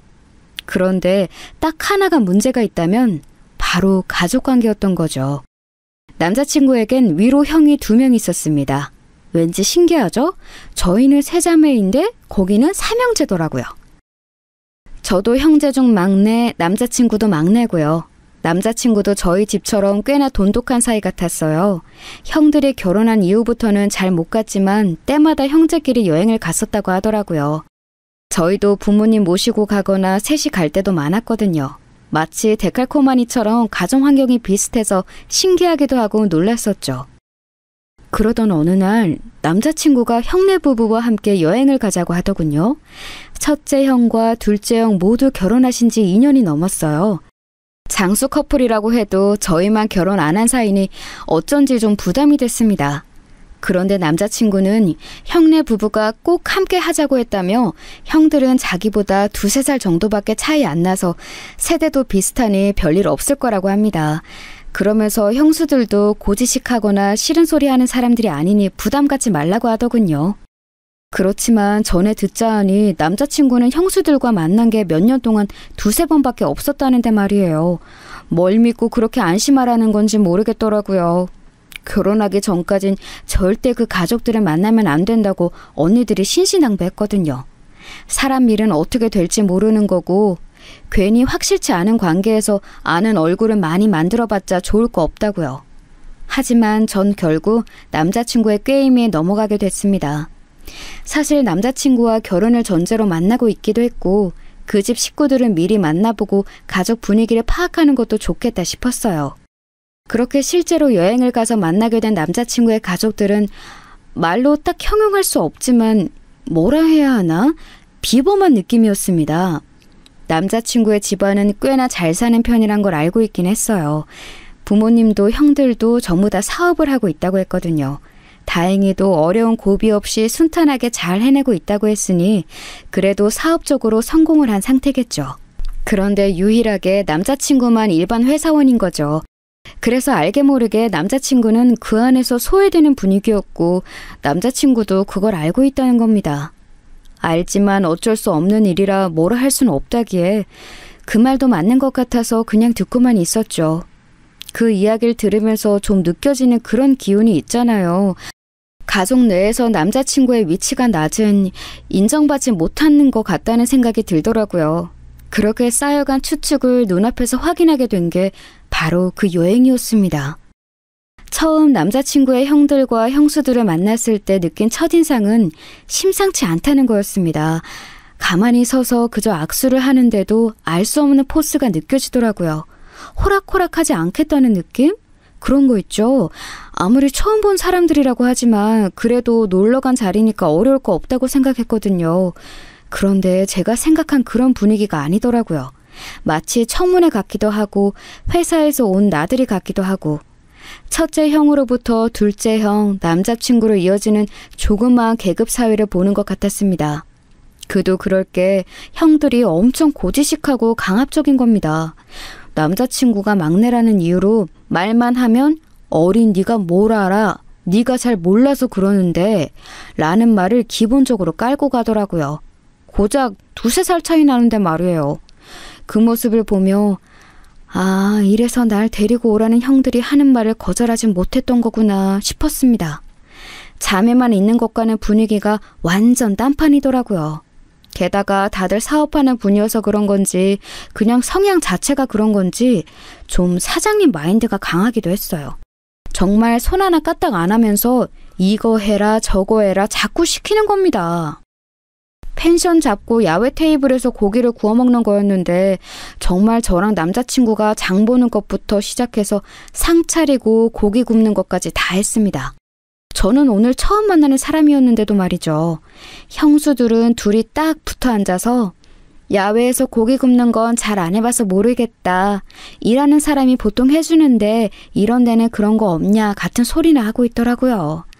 나중에 다 먹고 나서 치울 때도 다들 손 하나 깜짝 안 하고 앉아있기에 남자친구에게 눈치를 줬습니다. 끝까지 이럴 거냐고. 그제서야 남자친구도 덜은 안 되겠는지 머쓱하게 웃으면서 저희가 설거지 할 테니 다 같이 그릇만이라도 옮겨달라 부탁하더라고요. 아, 누가 보면 우리 집 집들이라도 하는 줄 알았겠네요. 그날 정말 많은 이야기를 했는데 기억나는 게 별로 없네요. 제가 새로운 사람이어서 그런 건지 식구가 될 사람이라고 생각해서 그런 건지 잘은 모르겠지만 정말 길고 구체적으로 본인들의 이야기를 많이 했거든요. 그러다 보니 알 거 모를 거 다 듣게 됐죠. 대충 기억나는 건 그런 거였습니다. 남자친구의 큰형은 한 지역 내에서 다수의 고객을 잡고 있는 정수기 관련 사업을 하고 계시다고 했어요. 고객 유치도 꽤 많이 했고 이제는 한 달 동안 며칠만 일해도 큰 고정 수입이 들어올 정도라 하더라고요. 첫째 형수는 갤러리를 운영하고 있다고 했고요. 둘째 형은 형수와 함께 다이어트 보조제 사업을 하고 있다고 했습니다. 처음 알았는데 둘째 형수가 인플루언서 같은 거라고 하더라고요. 그 있잖아요. 연예인이나 방송일을 하는 사람은 아닌데 SNS나 인터넷에서 사람들이 관심을 가지고 따르는 유명 인사 같은 거요. 사람들이 많이 보는 본인 SNS에서 보조제 같은 건 팔면 하루에 몇백만 원 버는 건 우습다는 겁니다. 인터넷으로나 봤던 사람들이 실제로 이렇게 가까이 있다니 왠지 신기하더라고요. 그런데 어떻게 또 첫째 형수, 둘째 형수 두 분의 분위기가 비슷한 것 같았습니다. 듣자 하니 첫째 형수는 전형적으로 잘 사는 집안의 가방끈이 긴 사람이었고 둘째 형수는 저보다 1살 많았는데 익히 듣던 대치동 키즈였더라고요. 그거에 대한 자부심이 큰 편이었고요. 두 사람은 말수가 많지 않았지만 한마디를 할 때마다 우아함과 세련됨을 보여주려고 하는 것 같았습니다. 한마디로 좀 상대를 얕보면서 스스로 있어 보이는 느낌을 내려고 하는 것 같다 해야 할까요?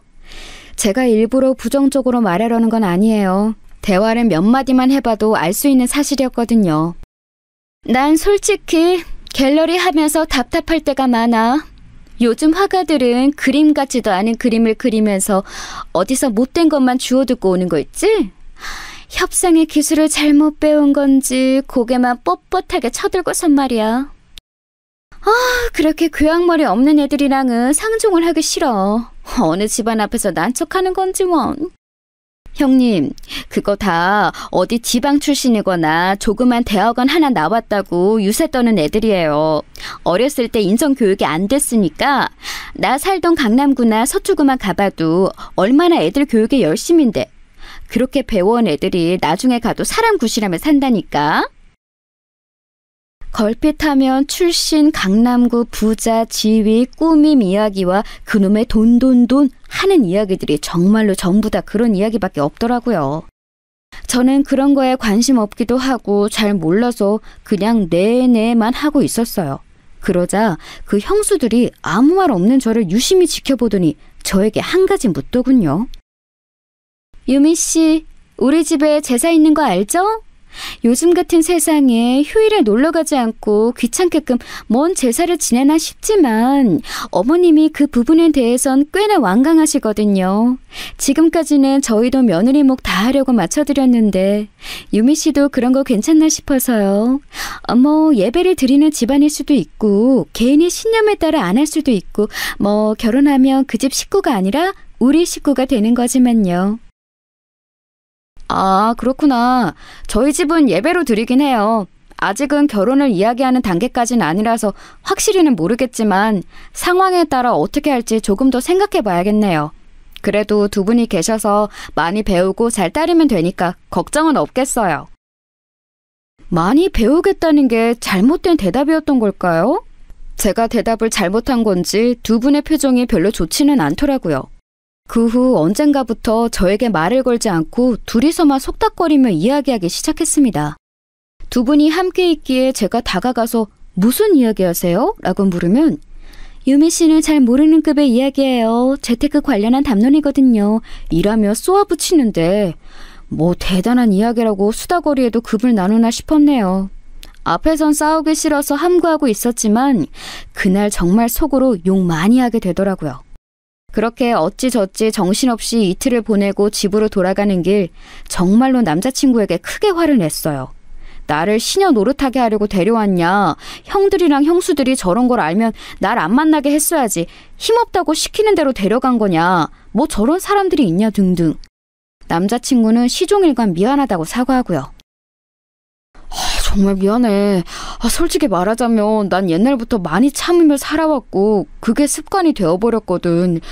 원래부터 형들은 늘 저렇게 이기적이고 강압적인 태도였는데 그러다 보니 자연스럽게 저러면 안 된다는 걸 나조차 잊고 있었나 봐.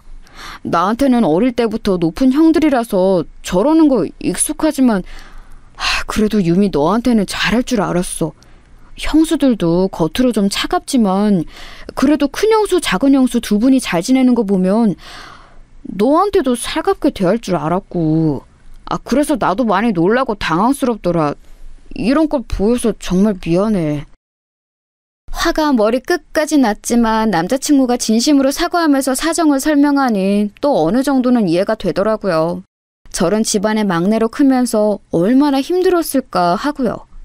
물론 그렇다고 해서 제가 겪은 수모가 사라지지는 않지만요. 집에 돌아가서 언니들한테 이틀 동안 있었던 일을 말하니 길길이 화를 냈습니다. 뭐 그런 막대먹은 집안이 있냐면서요. 만약 결혼이라도 하면 고생길 알고 자처하는 거니까 꿈도 꾸지 말라고 하더군요. 맞아요. 아무리 엮이지 않게 조심한다고 해도 한 가족이 되는 건데 그런 사람들과 한 가족이 되는 게 저 스스로도 정말 창피할 것 같더라고요. 그래서 그날 이후로 결혼에 대한 생각은 많이 사라지게 됐어요.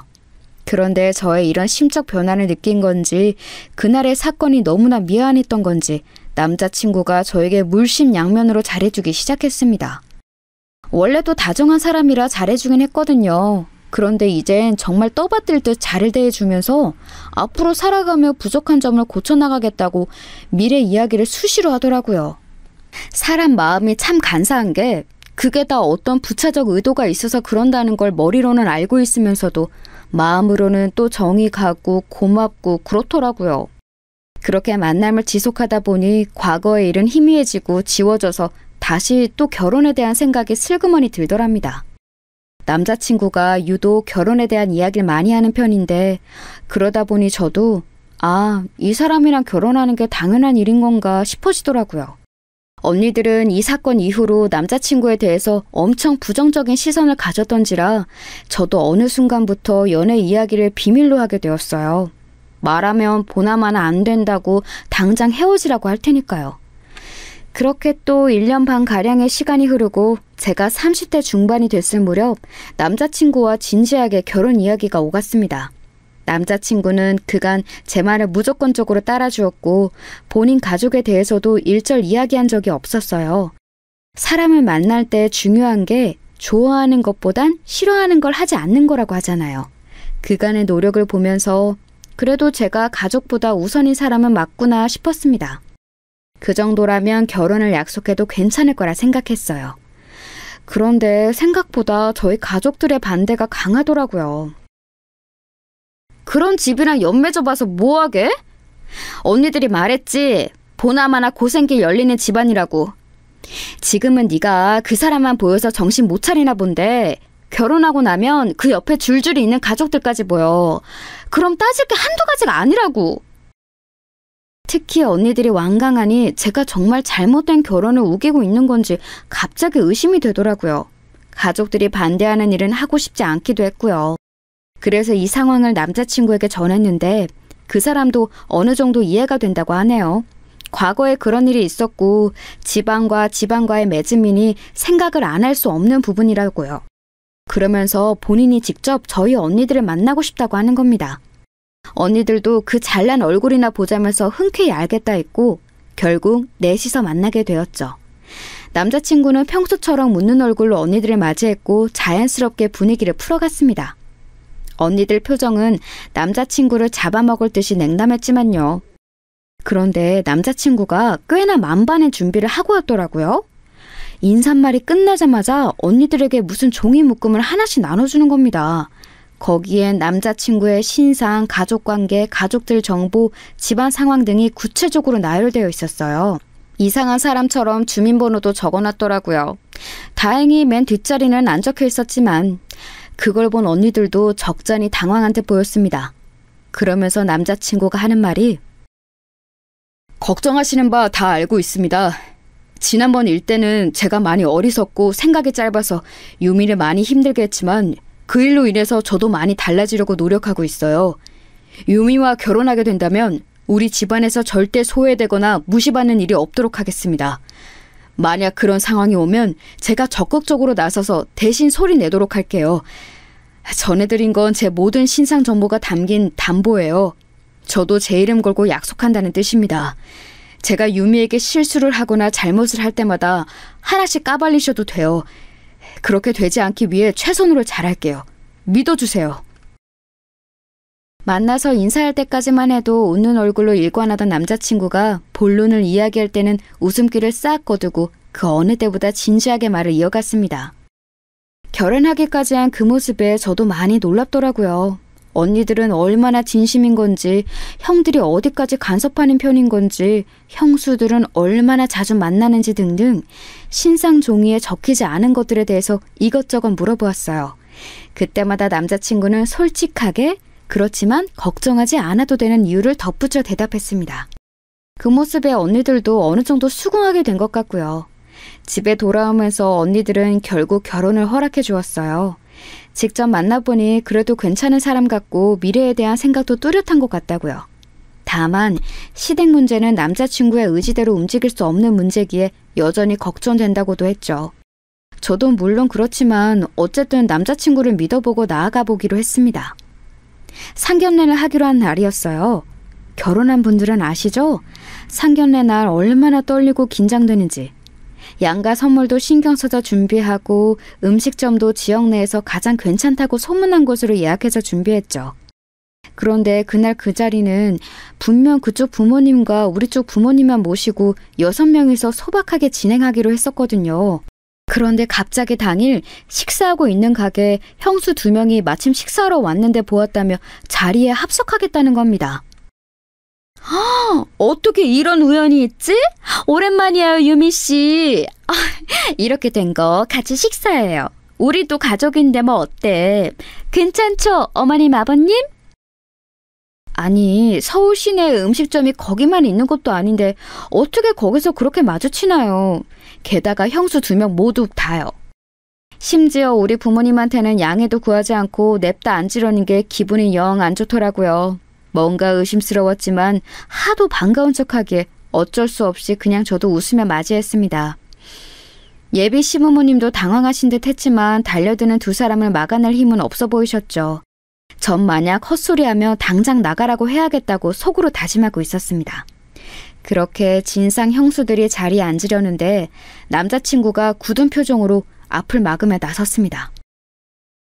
오늘은 상견례 자리예요. 형수님, 양가 부모님과 함께 식사하는 자리니 형수님들과는 다음번에 자리를 마련할게요.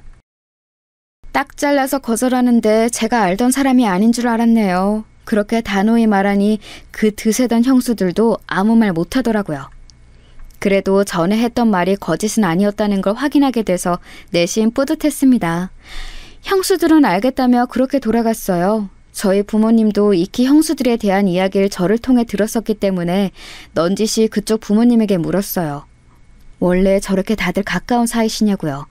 그랬더니 어머님이 말씀하시길 원래는 전혀 그렇지 않았다며 결혼 초반에는 큰형수, 작은형수 둘이 만날 때마다 지지고 볶고 싸웠대요. 큰형수는 텃세가 심하고 아랫사람을 잡으려는 군기가 너무 강해서 어머님도 혀를 내두를 정도였다는 겁니다. 거기서 어머님이 말씀해 주셔서 처음 알게 된 게 사실 큰형수는 잘 사는 집안이 아니라는 거예요. 어렸을 때부터 힘들게 자랐고 밑으로 동생이 줄줄이 있어서 첫째 노릇 하다 보니 지금까지도 저렇게 윗사람처럼 구는 것 같다고 하시더라고요. 그 말에 엄청 놀랐어요. 누가 봐도 태생이 금수저인 척하면서 온갖 귀티 부티는 다 냈었는데 그런 비밀이 있으니까 남편도 어느 정도는 알고 있던 눈치긴 하더라고요. 갤러리는 무슨 돈으로 했을까 싶었지만 그래도 지금 잘 꾸미고 다니니 벌이가 꽤나 안정적인 거겠죠. 큰형수가 그렇게 길을 누르려고 하면 둘째 형수는 고분고분하게 듣지 않고 일일이 말대꾸를 했다고 해요. 툭하면 대들고 모임 있는 날에는 일부러 늦고 핀잔 주면 기분 나쁘다며 일어서 버리고요. 둘째 형수도 보통이 아니더라고요. 지금은 서울 근교 지역에서 사는데도 본인이 소위 대치동 키즈였다는 것에 자부심이 엄청 컸대요. 그 꼴이 보기 싫었던 건지 한 번은 첫째 형수가 둘째 형수한테 있는 척 하지 말라고 해서 대판 싸우고 그랬다 하더라고요. 그런 식으로 늘 둘이 부딪혀서 골머리를 앓았는데 말릴 방법이 없어서 그냥 두셨다고 해요.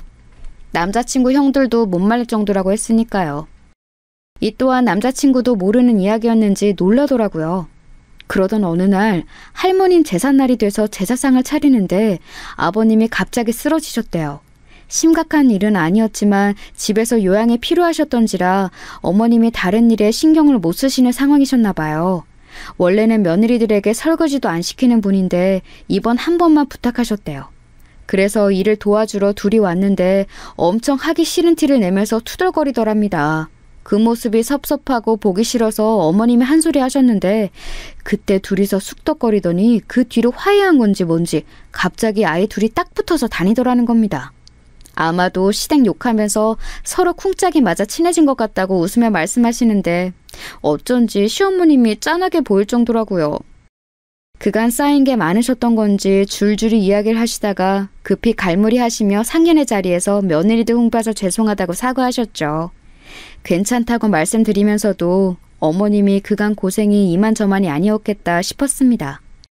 사실 저런 며느리들이 있으면 시어머님도 그만큼 기가 셀 거라고 생각되기 마련이잖아요. 그런데 제 걱정과는 달리 오히려 굉장히 유순한 분 같더라고요. 하여튼 그렇게 둘이 마치 단짝처럼 지냈는데 알고 보니 앙숙이었다는 게 정말 웃겼습니다.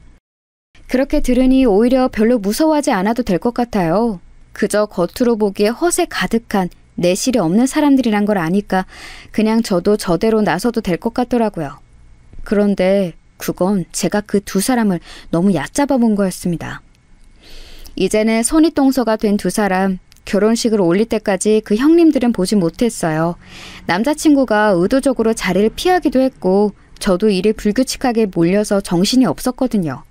남자친구 말로는 형들이 섭섭해하면서 식전에 안 보여줄 거냐고 물었다던데 몇 번 대답 안 하니 그들도 더는 캐묻지 않았다고 하더라고요.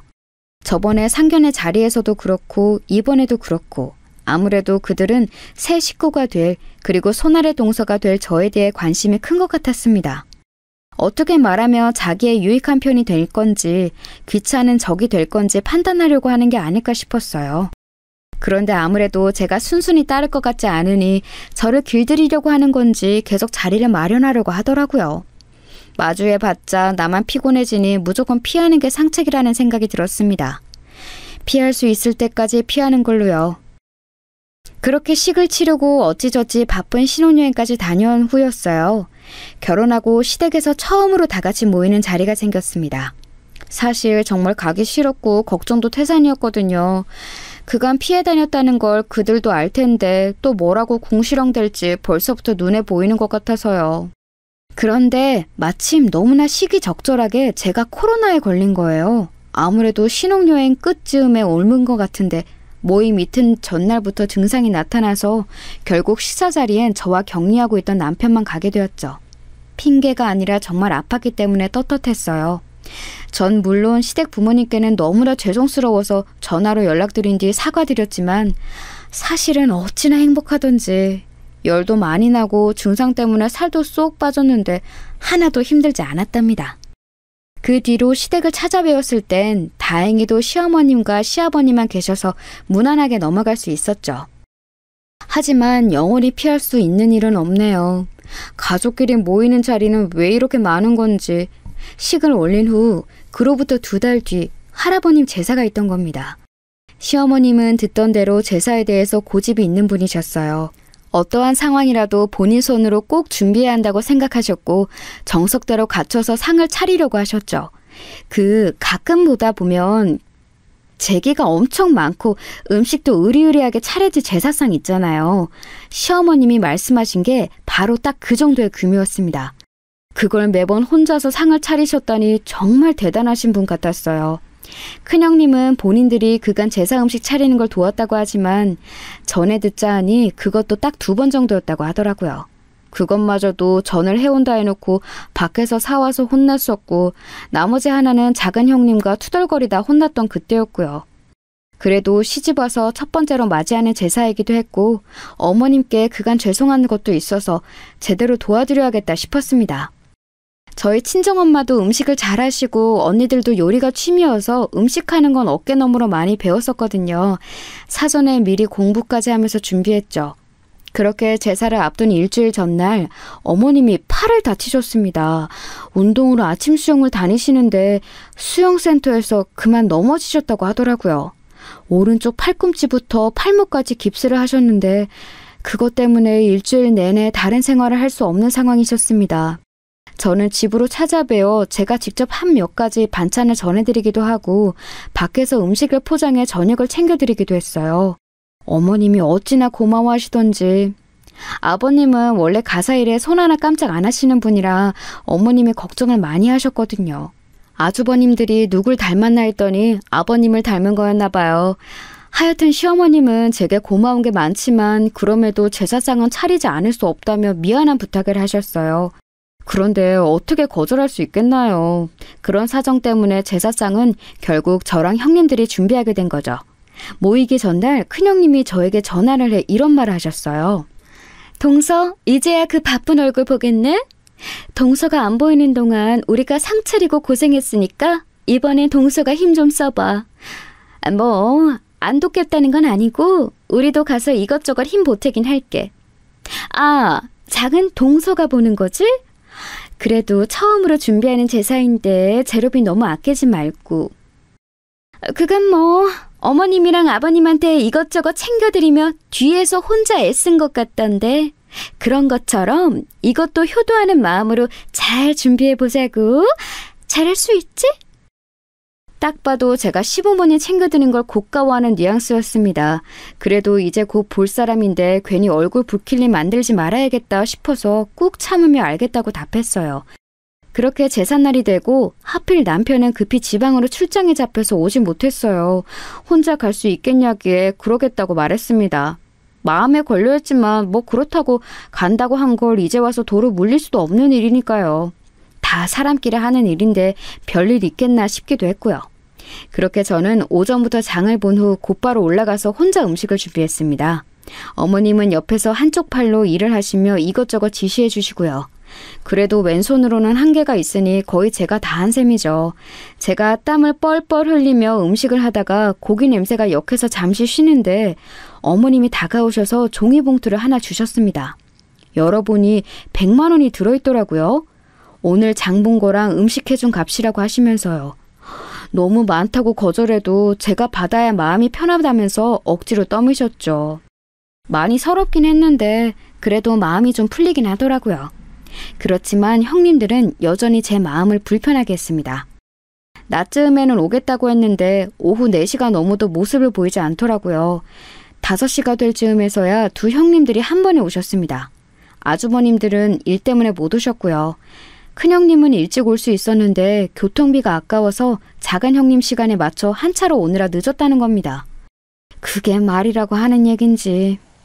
어머님도 연신 기침을 하며 불편한 기색을 보이셨지만 눈치도 안 보는 건지 오는 길에 유명 디저트 가게에 있어서 사왔다며 하하호호 둘이 아주 신났더라고요. 부엌에 잠깐 들려서 음식 다 됐네 고생했어 동서 라고 저에겐 딱 한마디 했네요. 저도 좀 화가 나서 아직 절은 안 했어요. 형님이 맡아주시겠어요? 라고 말했는데 못 들은 채 하더랍니다. 그럴 거면 왜 물어본 건지.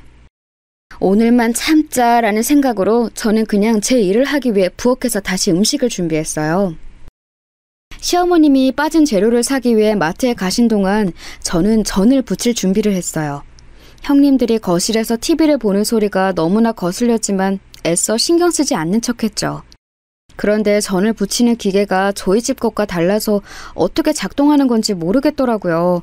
그래서 엉성하게 우선 사용하고 있었는데 순간 선이 빠진 줄 알고 뒤집어 봤다가 뜨거운 판에 다리를 데이고 말았습니다. 기계는 열이 가장 고온으로 되어 있었고 이미 충분히 예열된 상태였어요. 얼마나 뜨거웠으면 다리가 데이고 있는데도 고통이 느껴지지 않아서 대략 10초가 넘도록 데고 있었대요. 뒤늦게야 저는 뜨거운 기름과 판에 다리가 크게 데었다는 걸 알았습니다. 순간 감각과 고통이 극대화돼서 아무 생각도 안 났어요. 화상자리는 까맣게 부풀어 올랐고 그 주위로 살이 붉게 올라왔습니다. 그제서야 제가 악 하고 소리를 질렀는데 형님들은 저를 보는 둥 마는 둥 하더라고요. 핸드폰이 어디 있는지 보이지도 않고 걷기도 어려웠던 저는 급히 형님을 불렀습니다. 형님, 저 화상을 입었는데 상태가 너무 안 좋아요. 119에 연락 좀 해주세요. 크게 되었으니까 빨리 좀 부탁드려요. 라고 말했습니다. 그러자 큰형님과 작은형님이 저를 힐끗 보더니 이러는 겁니다. 그러게 조심 좀 하지. 칠실 맞기는. 혼자 음식한다고 유세 떨 때부터 알아봤어. 그러니까 화상이 뭐 대수라고 119까지 불러. 그냥 찬물로 좀 닦아내면 되지. 곱게 자란 것도 아니면서 왜 유난이야? 지금 이게 장난처럼 보이세요? 사람이 다쳤다고요. 지금 걷기가 힘드니까 신고만이라도 해주세요. 빨리 부탁드릴게요.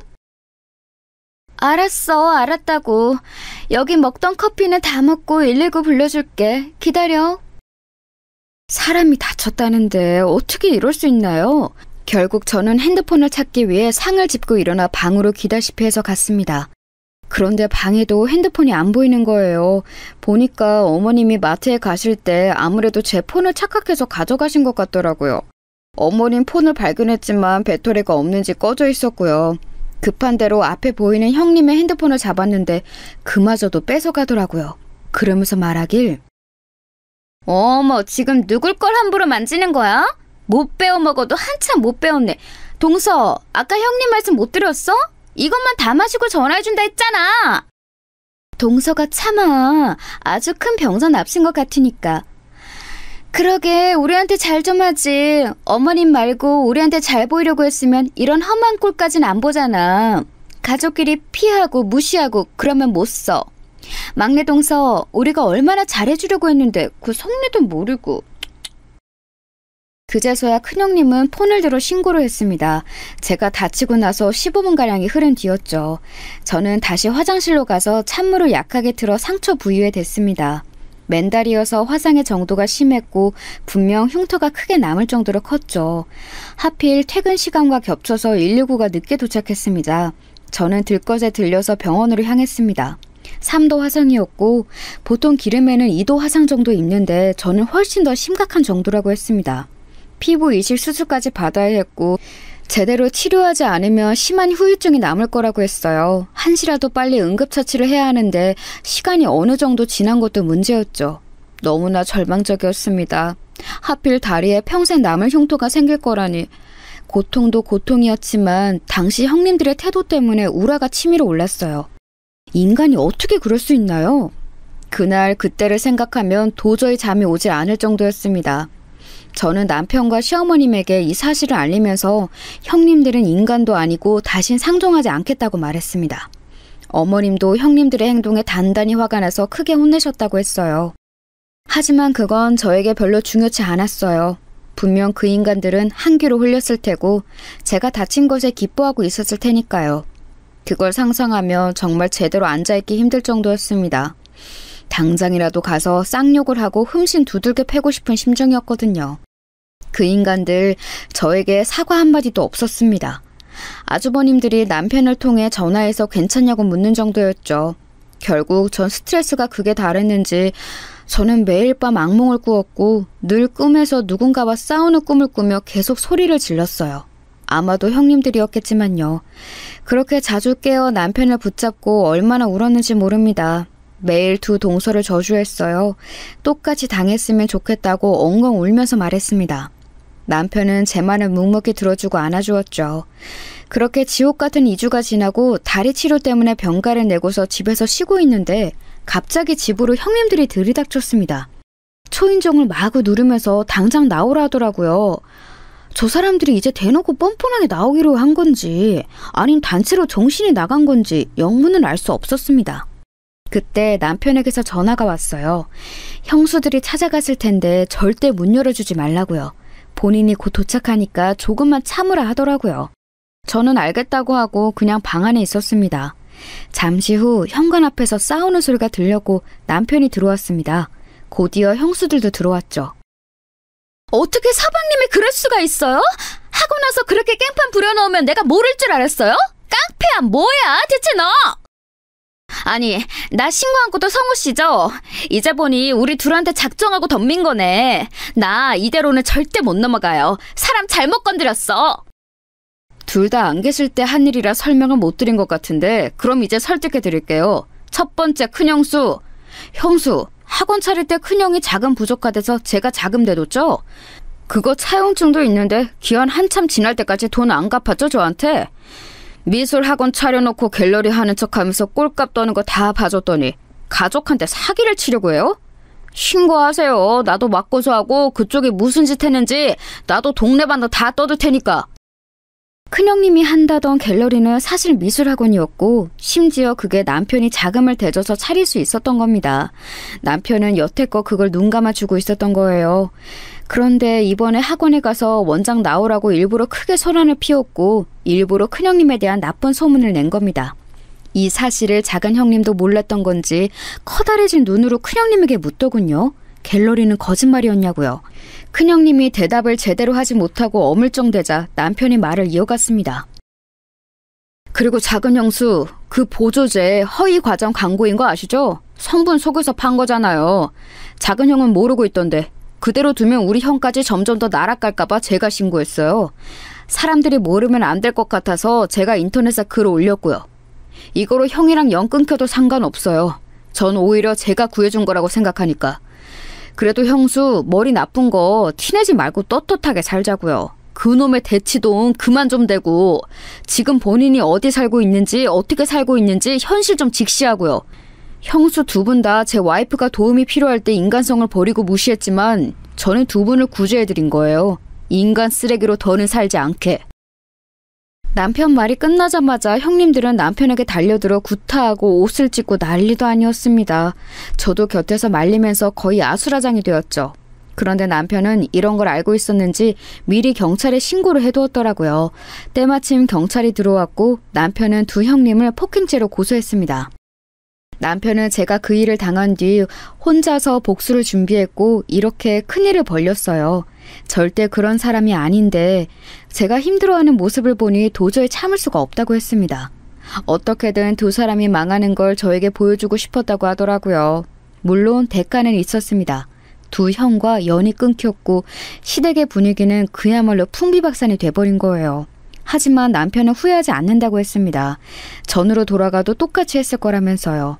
자신이 여태껏 형들의 폭언과 형수들의 만행을 참아온 건 가족이어서 그런 거였지만 이제 자신의 사람을 건드렸으니 더는 참지 않는다고 말하더군요.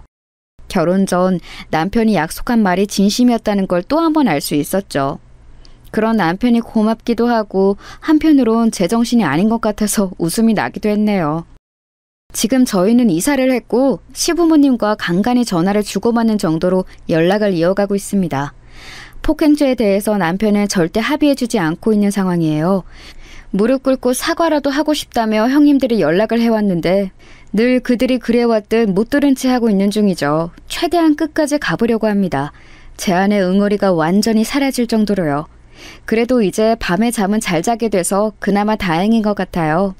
치료하면서 남편과 서로 마음을 위로하고 치유하면서 다시 또 열심히 살아가려고 합니다. 그 두 사람의 결말이 최악이길 기도해 주세요. 지금까지 제 이야기를 들어주신 여러분 감사합니다.